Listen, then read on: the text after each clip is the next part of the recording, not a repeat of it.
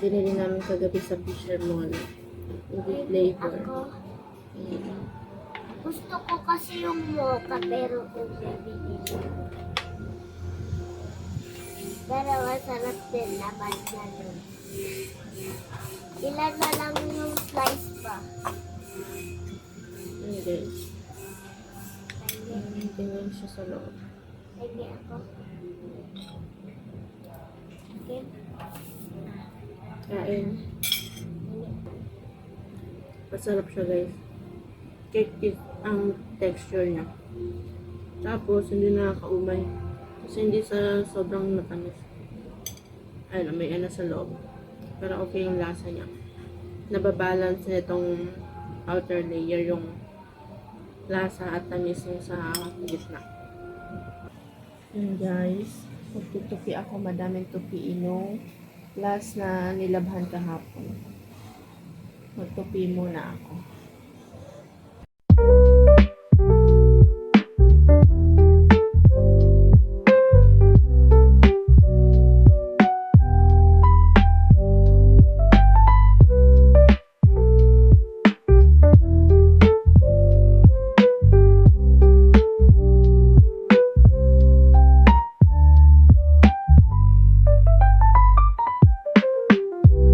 Ganito rin ba kayo magtupi guys? Ako, pag kinuha ko siya sa sampayan namin sa labas, isa-isa ko siyang pinapagpag. Kasi ayoko na yung mga, di ba ba siyempre nasa labas siya, exposed siya sa mga hangin, alikabok, nadala ng sa labas. Tapos malapit pa kami sa skyway, kaya syempre yung mga alikabok.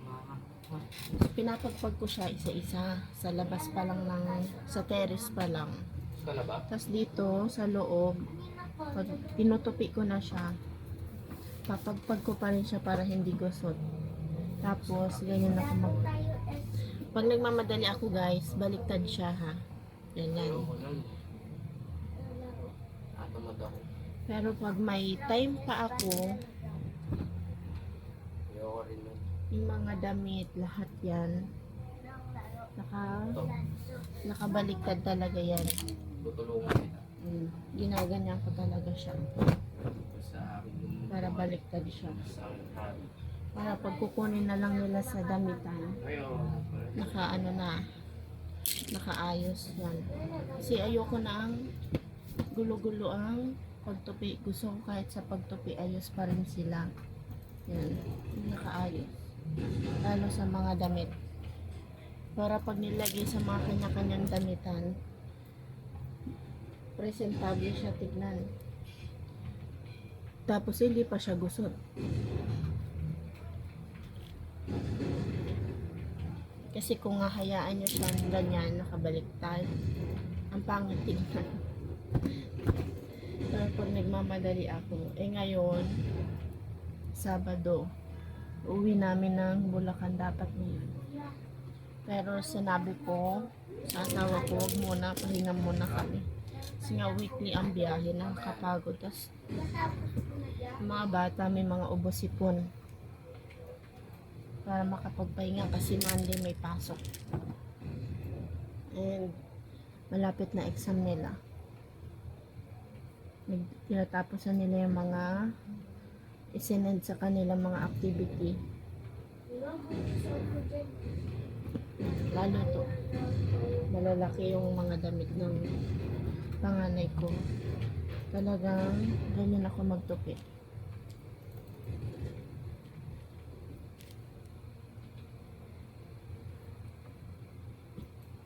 Yan guys, gusto ko maayos talaga siya.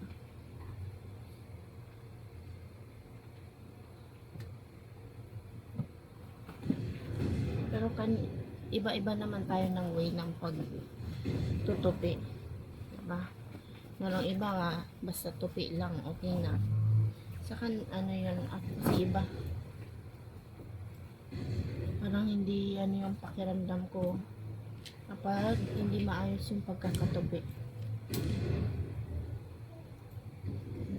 Ito jacket to, kasi madalas nagja-jacket yung asawa ko kasi aircon sa office nila.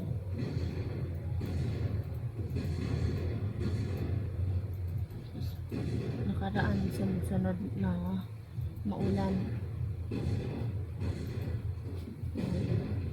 Pinaplat ko talaga siya, guys. Jacket. So mamaya, mamamalansya pa ako ng mga uniform. Mga sinusuot nila sa pang office, pampasok sa school. Pati mga panyo.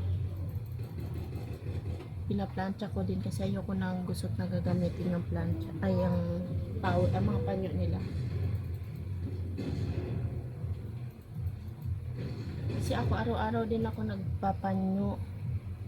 Paghatid sundo sa school, pagpuntang palengke, pag may gala. Yan. Parang gusto ko planchado ang panyo.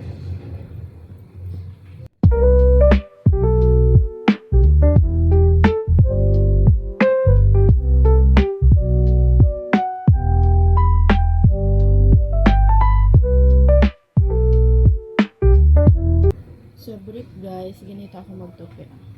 Ganyan. Then, i-roll kong ganito. Ayan, ganyan.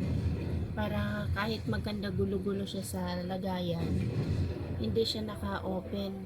Nakaganyan pa rin siya. Maayos pa rin tignan. Kahit sa mga underwear namin. Ganyan. Tapos sa medyas, basa pa kasi.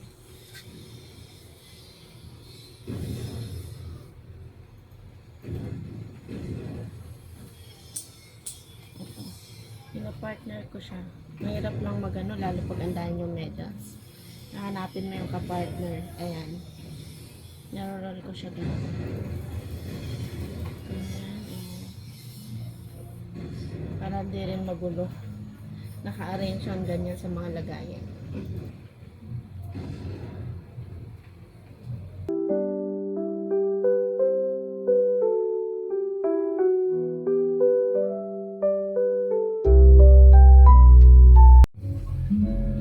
Nakain na kami, guys. Toge sa akin, sa kanila yung tirang KFC kagabi. And may sasawa na suka.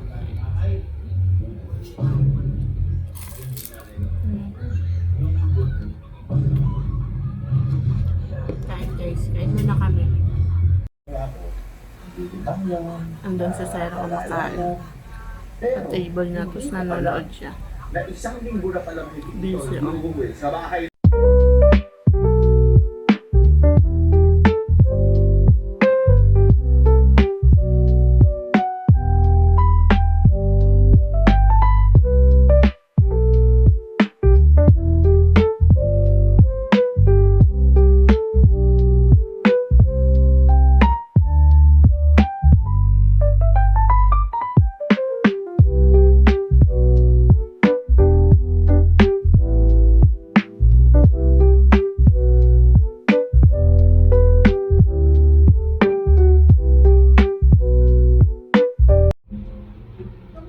Hi guys, hapon na. 4:41 na lang yung hapon. Nakasalang na ako ng kapag. Luluto na ako. Hindi kami umuwi ngayon ng Bulacan kasi nagkasakit yung panganay ko, nilagnat. Ayaw niya daw bumiyahe. So ngayon nasa labas. Parang nagdela lang yung katawan niya. Pwede tayo alis? Request niya is chicken Hindi katsu. tayo alis. Yes! Hindi kami uuwi. Lalaro ako bukas. Kasi weekly nga kami umuwi doon. So, parang nakapagod na ba sa biyahe? Ayan, mag-sunny side up egg ako, scrambled egg.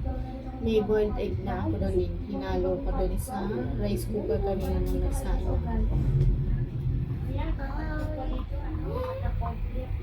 So maya-maya na dito na rin yung daddy.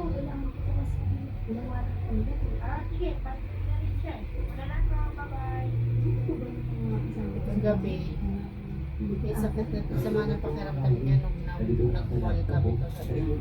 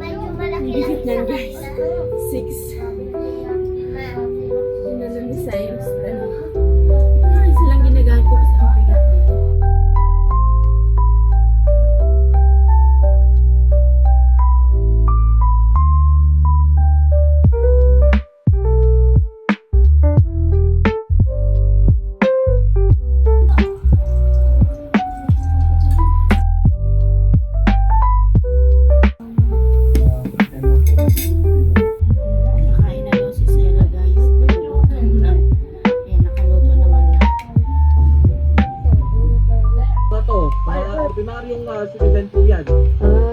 Pasensya na sa pagising sa inyo. Ano, hindi ako na habang nyo. Para na, yun, manakay. Sir, Hindi ko usapin kasi pag-usapan. Miss Ken, sa mga kasi na natin. Dito, di ba nasabi ko ko? Uy, tayo. Kiss.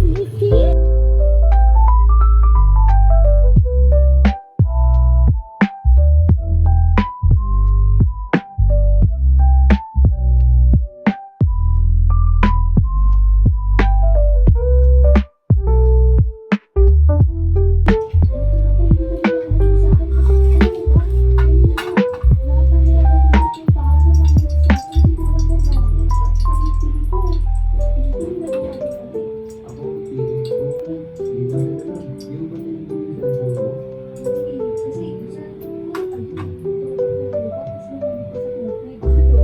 Magbugas muna ako guys.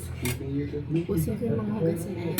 Magmapa ko doon sa floor kasi nga yung mga talsik ng mantika. And gagamitin ko ang SADS all-purpose cream.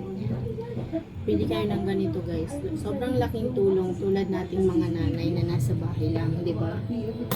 Na panay ang linis, organize. Kailangan natin to sa lahat ng surface. Mabango siya, mild lang siya.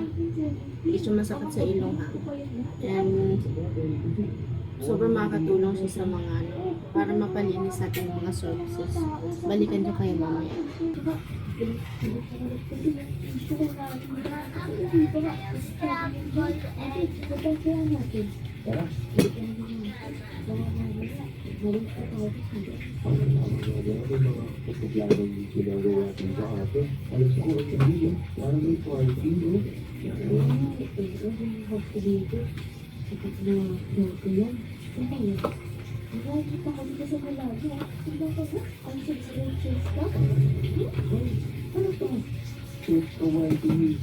Number one sa balota.